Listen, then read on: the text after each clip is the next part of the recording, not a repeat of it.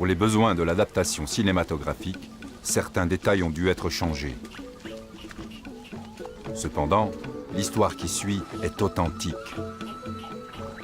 et le déroulement est identique à la réalité.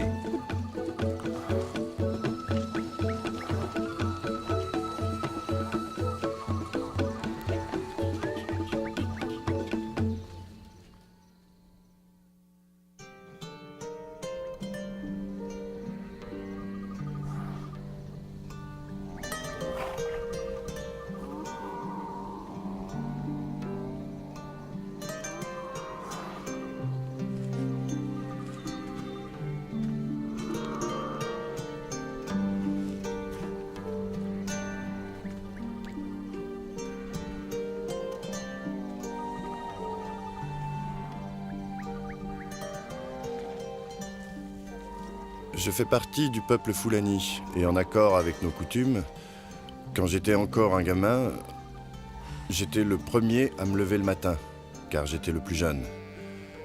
J'allais ramasser du bois, je faisais un feu pour le troupeau, car la fumée éloignait les mouches qui n'arrêtaient pas d'ennuyer les animaux. Après, j'allais dire bonjour à mes parents. Ensuite, je prenais une calebasse séchée et j'allais traire les vaches. Quand j'avais fini, je devais relâcher les veaux pour qu'ils retrouvent leur mère. Après, j'assemblais le troupeau et je l'emmenais paître. Selon nos coutumes, c'est le devoir d'un fils de faire paître le troupeau. Sinon, ce fils est considéré comme inutile. C'était donc mon devoir.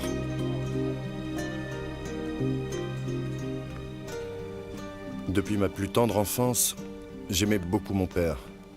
Et tout ce que faisait mon père, je voulais le faire aussi. S'il priait, alors je priais aussi avec lui. Tout au fond de mon cœur, je voulais honorer Dieu et mon père de mon mieux. En grandissant, cette volonté de leur plaire devint plus forte.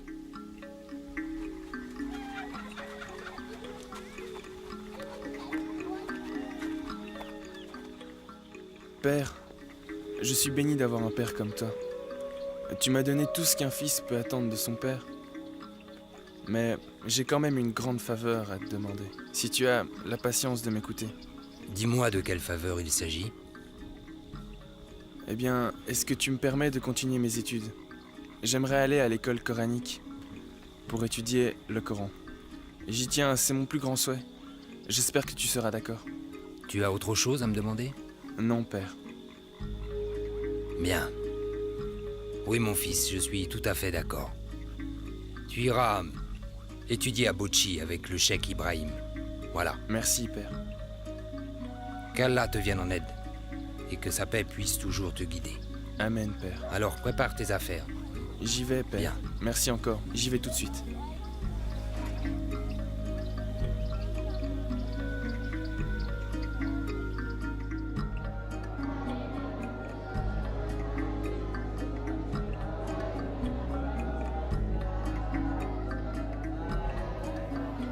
J'ai passé 3 ans à Bochi pour étudier le Coran dans la maison du cheikh. Je n'étais pas le seul étudiant. Nous étions nombreux. Nous avons appris les principes de base de la religion islamique et ses applications dans la vie quotidienne.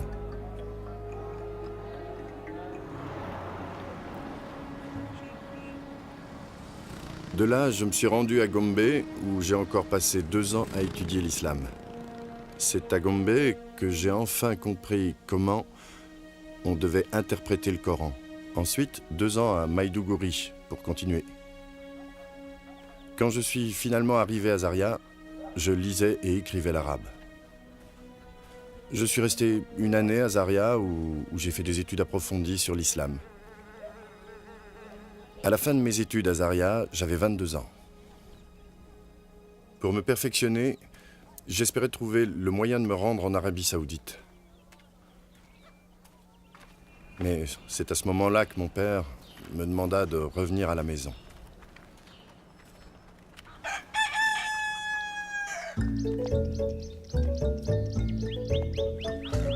Mon père trouvait que c'était mieux que je reste au village, pendant que nous cherchions les moyens pour m'envoyer étudier en Arabie Saoudite.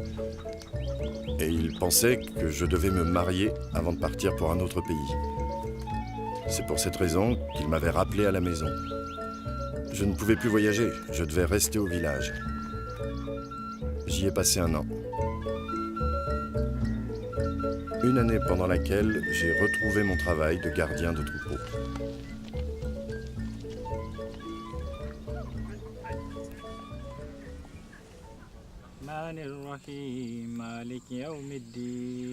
Je suis aussi devenu le chef spirituel et le professeur de notre village. Un soir, en rentrant des pâturages, nous avons récité nos prières du soir. Ensuite, nous nous sommes installés pour dîner. Pendant la conversation, mon père a dit qu'il était ennuyé que je ne sois pas marié. Mais moi, je trouvais qu'il valait mieux que je finisse mes études en Arabie Saoudite avant de me marier. Tu as réfléchi à ce que vont devenir tes femmes? Qu'est-ce que nous allons faire d'elles? Mais père, tu sais bien que je ne suis pas encore marié. Hélas, je le sais. Mais c'est la volonté d'Allah qu'un homme prenne des épouses. Oui, c'est la volonté d'Allah. Alors marie-toi si tu sais que c'est sa volonté. Non, père. Je veux réellement connaître mieux Allah. Je le souhaite plus que tout. J'apprécie ta détermination. Et je comprends ce que tu ressens. Oui, mais ta mère trouve que l'Arabie Saoudite, c'est bien loin. Et elle a peur que si tu pars, nous courions le risque que tu ne reviennes plus jamais. On reparlera demain matin de tout ça.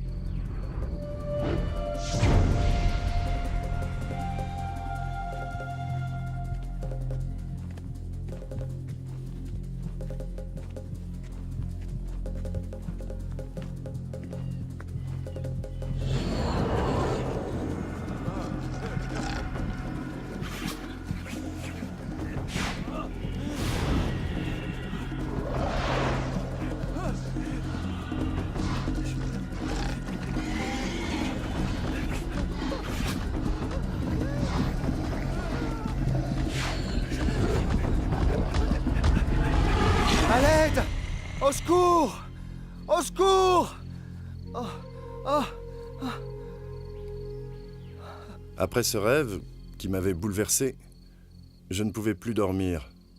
Je suis resté assis sans bouger toute la nuit. D'abord, je voulais en parler à mon père, et puis je me suis dit qu'il valait mieux ne pas lui en parler. Ce matin-là, je n'ai rien fait. J'ai pris un peu de repos. Le soir venu, on a récité nos prières, ensuite on a mangé en bavardant comme d'habitude. Et après, toute la famille s'est retirée dans les cases pour dormir. Comme tous les autres, je me suis aussi rendu chez moi. Dès que je me suis endormi, j'ai fait le second rêve immédiatement.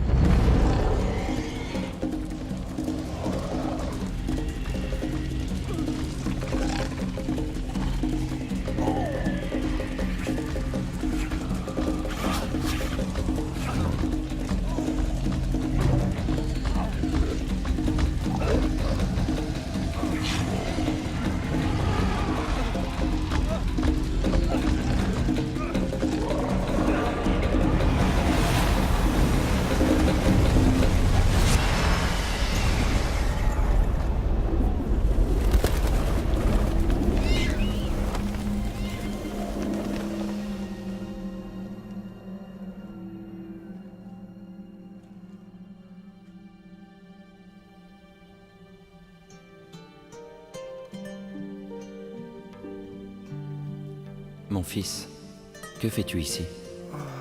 Je n'en sais rien. Veux-tu que je te ramène chez toi?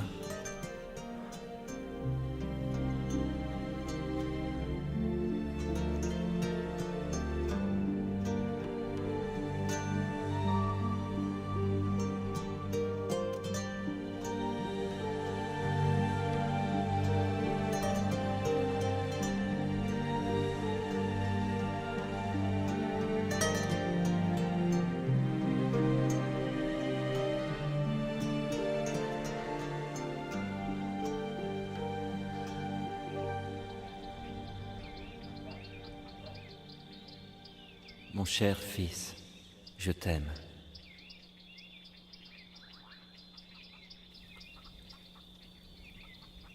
Ce second rêve ne m'a pas effrayé. Je n'ai pas transpiré comme pour le premier. Je me suis seulement demandé, qui est cet homme qui veut me sauver? Qui est cet homme qui essaie de m'expliquer des choses?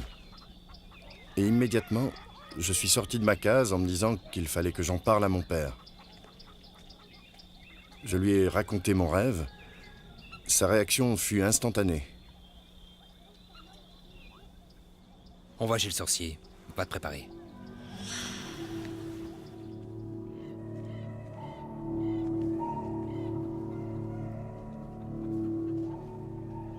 As-tu apporté une noix de cola? Oui, j'en ai une.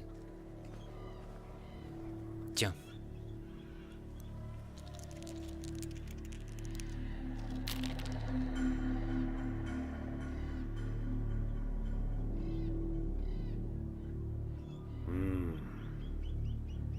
Parle-moi.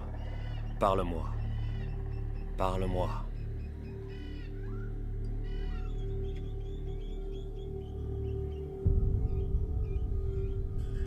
Prends-en un.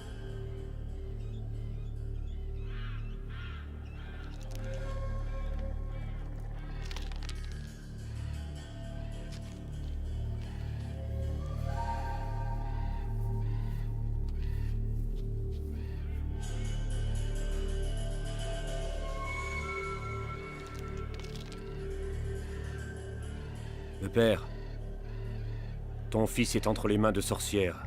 Oui. Elles auraient pu le tuer en 2 jours. Heureusement que tu es venu. Avec ces sorcières, je vais passer un marché.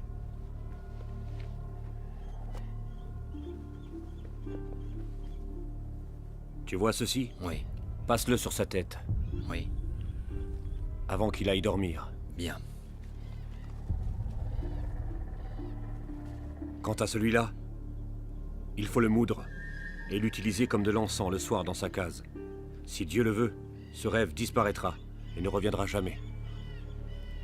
Ce rêve, il ne le fera plus jamais? Non, il ne reviendra jamais. Jamais.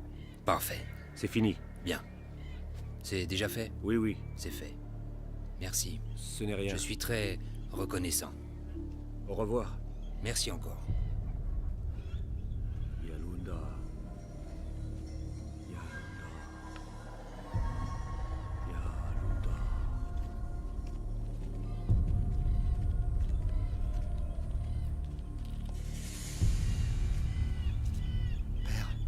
Père, Qu'est-ce qu'il y a? j'ai eu un autre rêve. Quel genre de rêve? J'étais sur le point de tomber dans une crevasse quand des esprits malins me sont apparus. Papa!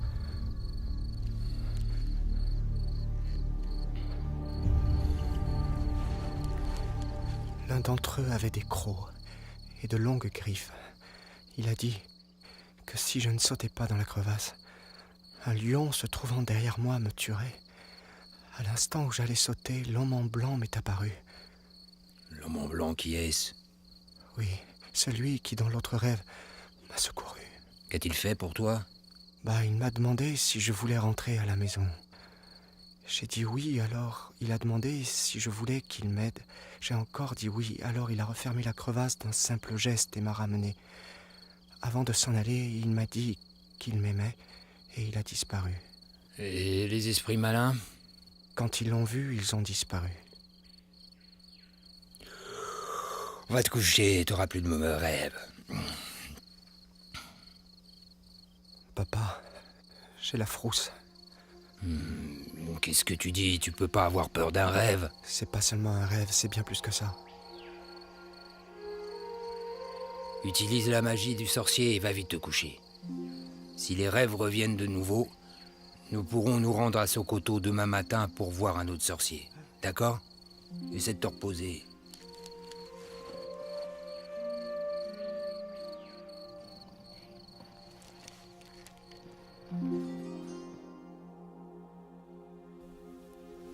La nuit suivante, j'ai fait un autre rêve, et les 6 nuits qui suivirent aussi.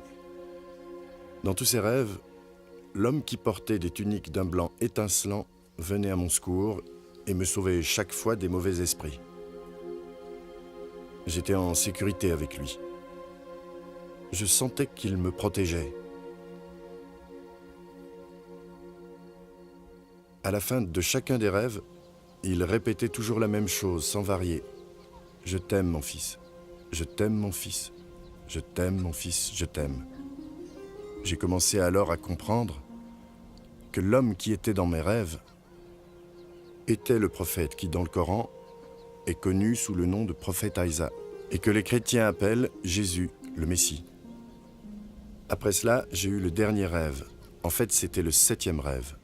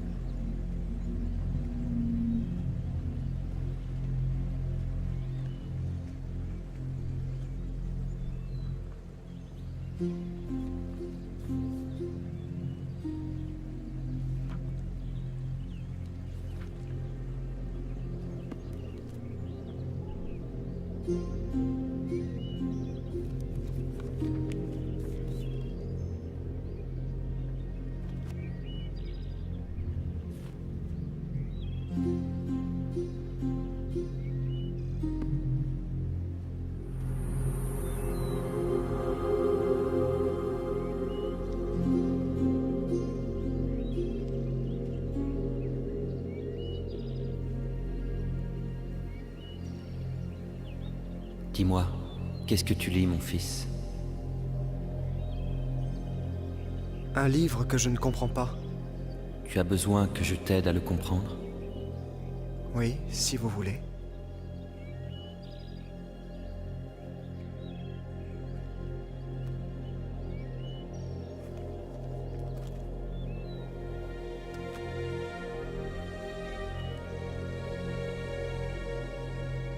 Mohamed, ce livre vient de Dieu. Il contient sa parole. Tous les versets ont été inspirés par Dieu lui-même. Venez à moi, vous qui êtes fatigués et chargés, et je vous donnerai du repos. Prenez mon joug sur vous et recevez mes instructions, car je suis doux et humble de cœur, et vous trouverez du repos pour vos âmes, car mon joug est aisé et mon fardeau léger. As-tu déjà entendu parler du chemin, de la vérité et de la vie? Non, jamais entendu. Je suis le chemin, je suis la vérité, je suis la vie. Personne ne peut arriver au Père s'il ne passe par moi. Qui es-tu? Tu me connais sous le nom de prophète Isa. Je suis venu à toi pour te donner la vie éternelle. Si tu me reconnais en tant que ton sauveur et ton Dieu, tu deviendras un enfant de Dieu. Parce que Dieu a des enfants? Les enfants de Dieu sont nés de son esprit. Les enfants de Dieu ne sont pas nés de la chair. Est-ce que tu crois en Dieu? Oui, je crois en Dieu. Si tu veux le salut, crois aussi en moi. Ce monde t'apportera de nombreuses épreuves. Mais réjouis-toi. J'ai triomphé de ce monde. Aimerais-tu me recevoir? Oui, je veux te recevoir.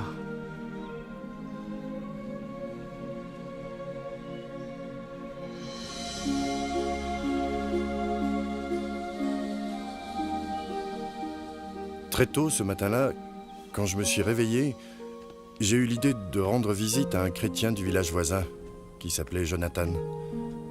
Je voulais partager mes réflexions avec lui parce que c'était un brave homme et je sentais que je pouvais lui faire confiance. Je lui ai raconté mes rêves. Jonathan a écouté attentivement, puis il a été chercher un prêcheur à Bauchi. Il le connaissait bien parce que ce prêcheur venait dans son village tous les dimanches. Vous pouvez attendre ici, pasteur. Je vais chercher Mohamed et on vous retrouve ici. D'accord.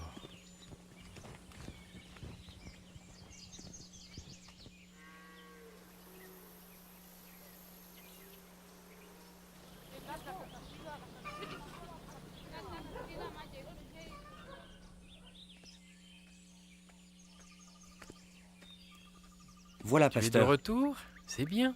Et Mohamed? Il est là. Ah, c'est lui. Oui, je vous présente Mohamed. Bonjour. Pasteur? Approche, sois le bienvenu. Merci, pasteur. Mohamed, Pasteur? tu me parais bien brave. Ton ami Jonathan m'a parlé des rêves que tu fais. J'aimerais que tu me racontes ces rêves toi-même, en détail. C'est vrai, pasteur. Dernièrement, j'ai fait plusieurs rêves qui me font peur. Des personnes habillées en noir m'ont tourmenté dans ces rêves. Elles voulaient me tuer. J'ai craint pour ma vie. Chaque fois, j'ai été sauvé par un homme vêtu tout en blanc. Il dit que je le connais comme étant Aïsam, mais qu'il est... Le chemin est la vérité et qu'on ne peut pas aller au Père sans lui. Il m'a aussi demandé de le recevoir. J'ai raconté au pasteur tout ce qui s'était passé dans mes rêves. Tu dois le recevoir dans ton cœur, en tant que Dieu et Sauveur. Il a compris tout de suite que je ne pouvais plus me permettre d'attendre et accepter Jésus comme mon Dieu et mon Sauveur. Es-tu prêt à accepter l'invitation qu'il t'a faite pour le recevoir dans ton cœur? Réfléchis, Mohamed.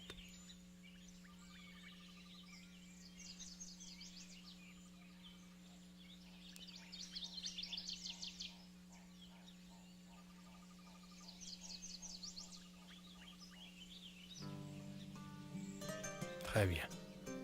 Alors si tu le veux, je vais te guider.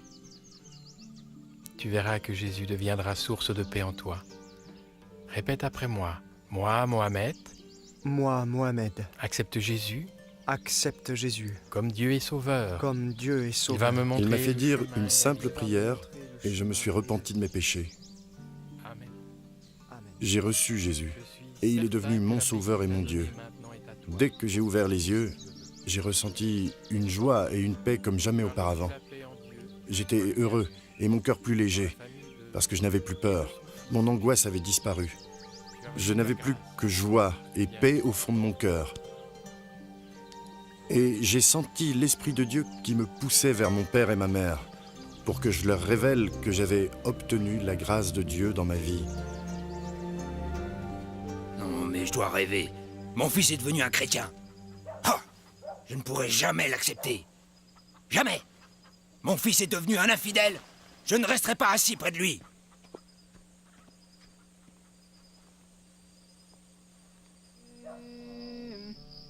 الله أكبر الله سمع الله لمن حمده ربنا الله أكبر الله. Quelques jours après, mon père m'a demandé ce qui m'arrivait, parce qu'il avait remarqué que je lisais la Bible et que je n'allais plus à la mosquée. Il était très en colère contre moi.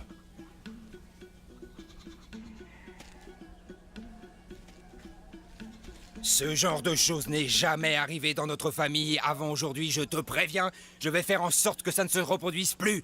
Alors je te donne seulement 2 options. Ou tu renonces à Jésus, ou tu quittes ma maison sans tarder, à tout jamais. Tu es mon père. Tu sais que je t'aime et que j'ai du respect pour toi. Crois-moi, je n'ai pas l'intention de te faire du mal ou te porter préjudice. Il faut cependant que je te dise que je vais continuer dans la voie que je crois juste et que je continuerai à vivre en chrétien jusqu'à ce que Jésus vienne me montrer où aller. Quand mon père se rendit compte qu'il ne pourrait pas me convaincre de renier ma foi, il incita toute la famille à me traiter comme un paria, Mohamed, jusqu'au jour où... sors de cette case, viens ici.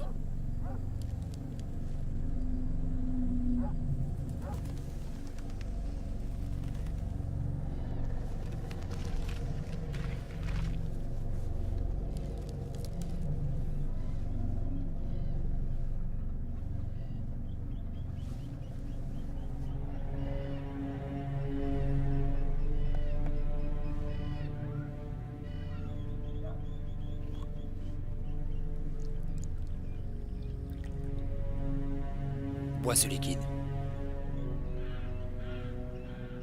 Tu veux vraiment que je boive ce poison ? Bois et tais-toi. Est-ce que tu peux m'accorder une faveur ? Dis toujours. Je veux prier avant de boire. Non. Oh, et puis j'en ai rien à faire. Si tu veux prier, prie, mais après, je veux que tu boives. Entends-moi, Jésus. C'est à cause de toi que je dois boire ce poison. Je mets ma vie entre tes mains.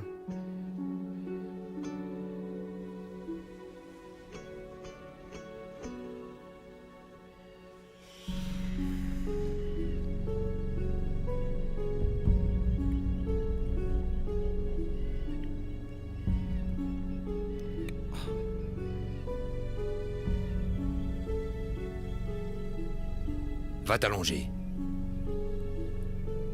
Mon père et la famille s'étaient réunis et avaient décidé de jeter mon corps dans la rivière dès que je serais mort. Ils attendaient tous ma mort. Je suis entré dans ma case, je me suis allongé et je me suis endormi. Je ne faisais aucune réaction au poison. Beaucoup plus tard, je me suis réveillé et je suis sorti pour aller vomir. Après, je me suis rendormi paisiblement. Tout allait bien. Très tôt, le lendemain matin, j'ai été le premier à saluer mon père, qui fut très contrarié de me voir vivant. Sur le champ, il est allé voir les responsables islamiques pour qu'ils arrêtent les chrétiens qui m'avaient converti. Les juges à qui on avait confié cette affaire ont posé ce verdict: donner la mort au coupable qui s'est converti. Vous connaissez tous le verdict des juges islamiques? Il va rester ici cette nuit et... Quand mon père rentra ce soir-là, il réunit toute la famille. Il avait pris sa décision, et je devais être banni de notre village le lendemain matin. Vous l'attendiez. Il voulait surtout s'assurer d'une chose. Je veux que vous fassiez tout ce qui est nécessaire pour qu'on en finisse avec lui. Vous m'entendez? Mettez fin à sa vie. Compte sur nous, on va le faire. Va-t'en. Va vivre avec les gens que tu aimes. Moi, je t'ai assez vu. Je ne veux plus que tu vives à mes côtés. Jamais. Va-t'en. Va-t'en. Rends-moi ce pantalon et les chaussures.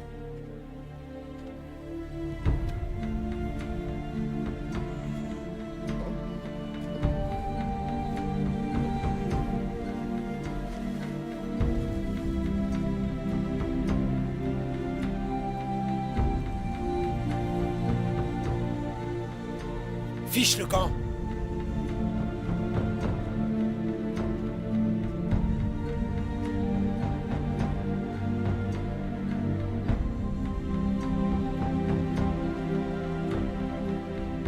Allez-y.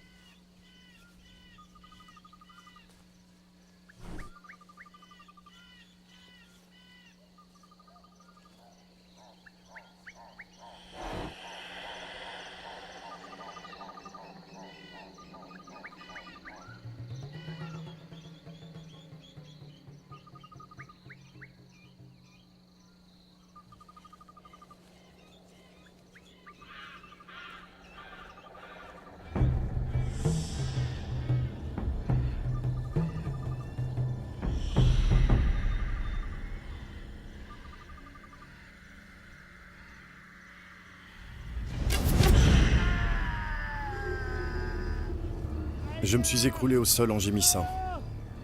J'avais été transpercé par une flèche au niveau de la hanche. La douleur était vraiment insupportable. Au point que j'en étais presque inconscient, je ne voyais plus rien.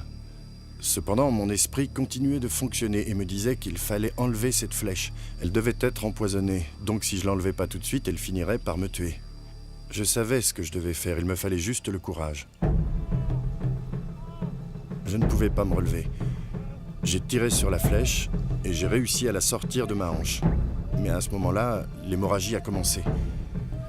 Mais Dieu m'a envoyé un homme du village de Jonathan. Il chassait et se trouvait là par hasard.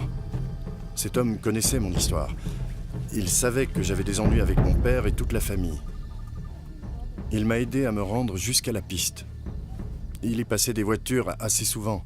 Il m'a emmené et attendu au bord de la piste jusqu'à ce qu'une camionnette arrive. D'un geste, Il l'a fait arrêter et j'ai été emmené dans une clinique.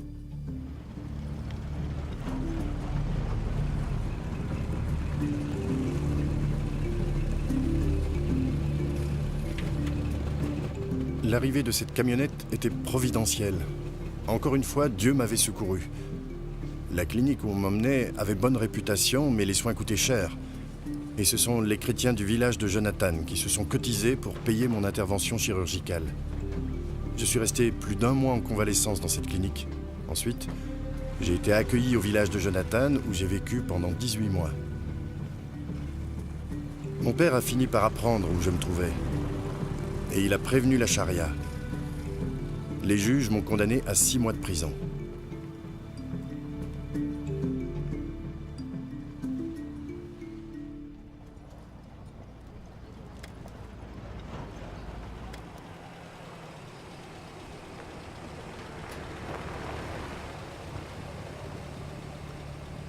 Après 6 mois de détention, j'ai été relâché et escorté dans le village de mon père par la police.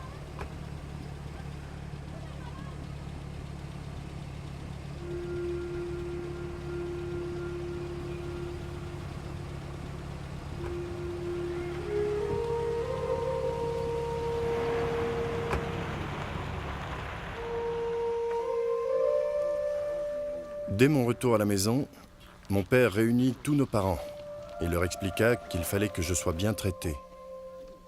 Il espérait que s'ils étaient bons et gentils avec moi, j'oublierais que j'étais chrétien. De plus, il me promit 100 vaches et l'argent nécessaire pour avoir 3 femmes si je renonçais à Jésus. Il m'encouragea aussi à oublier le passé. Pendant 7 mois, je me suis de nouveau occupé du troupeau de mon père. Toute la famille croyait que j'étais rentré dans les rangs, que j'étais redevenu un des leurs. Au fond de moi, je me rendais compte que ma foi disparaissait peu à peu. Je compris alors que mon père et ma famille essayaient de me séparer de mon Dieu. Je compris aussi que je ne leur avais jamais ouvert mon cœur. Entre. Bonjour, père. Bonjour. Tu vas bien? Ça va. Assieds-toi là.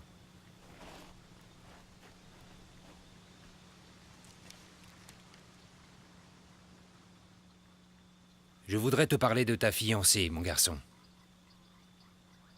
Tout est organisé, maintenant tout est prêt. Papa, je voudrais te remercier de tout ce que tu as fait pour m'aider. Cependant, j'ai encore besoin que tu fasses une chose pour moi. Dis ce qui te ferait plaisir. Tu l'auras. Papa, je vais te le dire, mais tu ne pourras pas satisfaire ce besoin. Seul Jésus le pourra. Mais qu'est-ce que ton Jésus peut faire que moi je peux pas faire? Vas-y, dis-le-moi. Papa, est-ce que tu peux me donner la vie éternelle?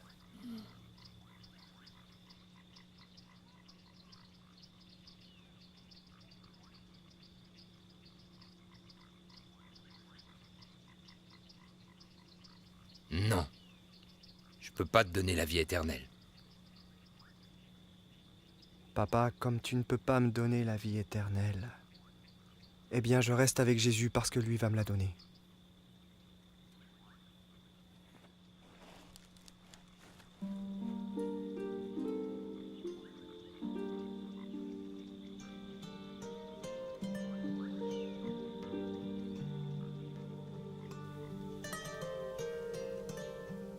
J'ai quitté la maison de mon père et je me suis réfugié chez Jonathan, où j'ai vécu pendant 2 ans. Pendant cette période, je ne ressentais aucune envie de communiquer avec ma famille. Je n'en ressentais aucun besoin. Puis un jour, je reçus un message. Mon père était à l'hôpital, très malade, et il désirait me voir.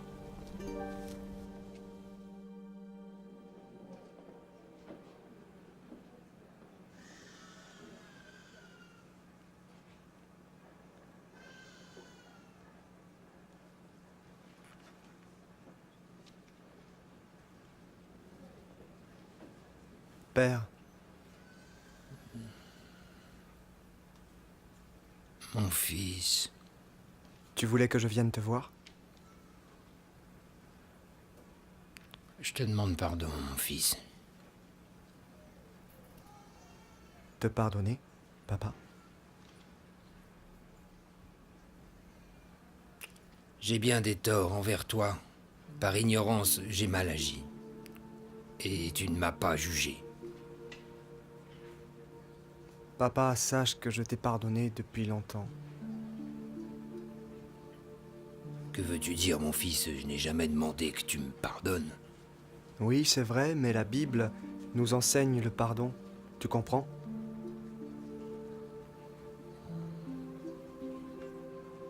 Mon fils, accroche-toi à ton Dieu de toutes tes forces.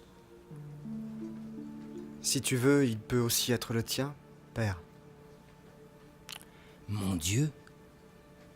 Je ne comprends pas. Qu'est-ce que tu ne comprends pas, Père? Avec tous les péchés que j'ai commis, tu crois qu'il m'acceptera? Il est le Dieu d'amour. Il ne demande qu'une seule chose de toi. Ça coûte combien? Non, ça ne coûte rien. C'est un cadeau. Un cadeau, explique-moi. Grâce à Jésus, qui a racheté nos péchés, il suffit que tu l'acceptes comme ton sauveur et tu auras la vie éternelle. Tu veux bien l'accepter dans ton cœur? Oui, je désire recevoir ce cadeau. Tu veux bien qu'on fasse une prière tous les deux? D'accord. Répète après moi. Oui.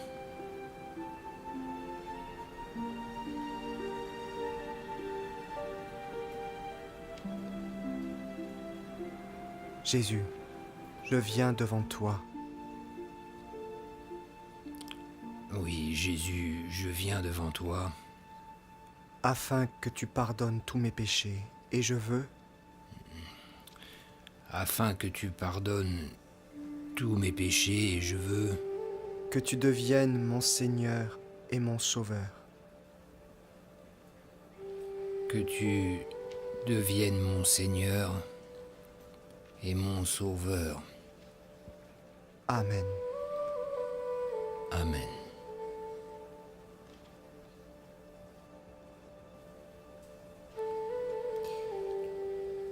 Maintenant, je vais prier pour que tu guérisses.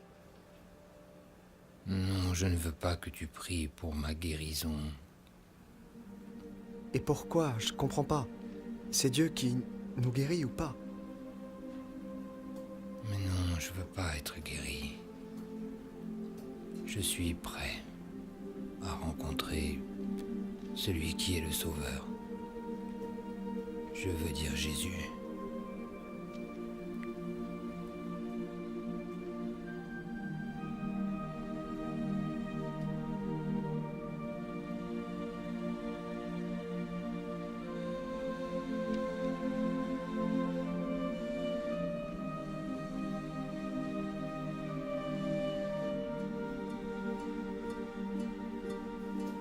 Mon père est mort 3 heures après avoir prié avec moi.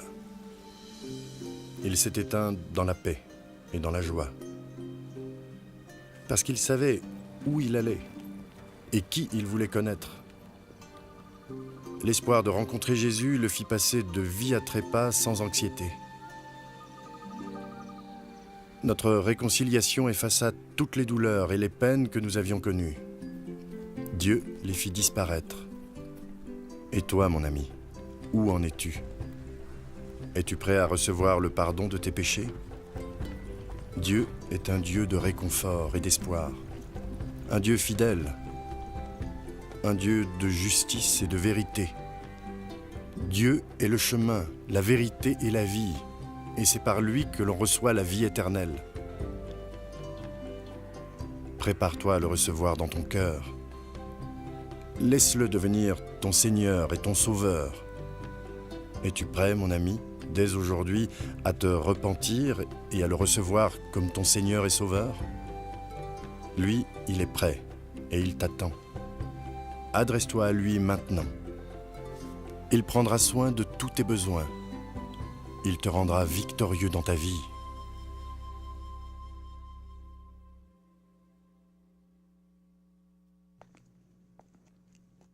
Il est naturel pour des parents de protéger et d'élever ses enfants. Le père de Mohamed n'était pas une exception, mais Mohamed a franchi une frontière. Et à ce moment-là, Mohamed a mérité la mort aux yeux de son père. Il a eu la possibilité d'adjurer, de se rétracter. Il ne put le faire, sa conscience ne lui permit pas. Il savait au fond de lui que l'expérience qu'il avait eue était bien plus qu'un rêve.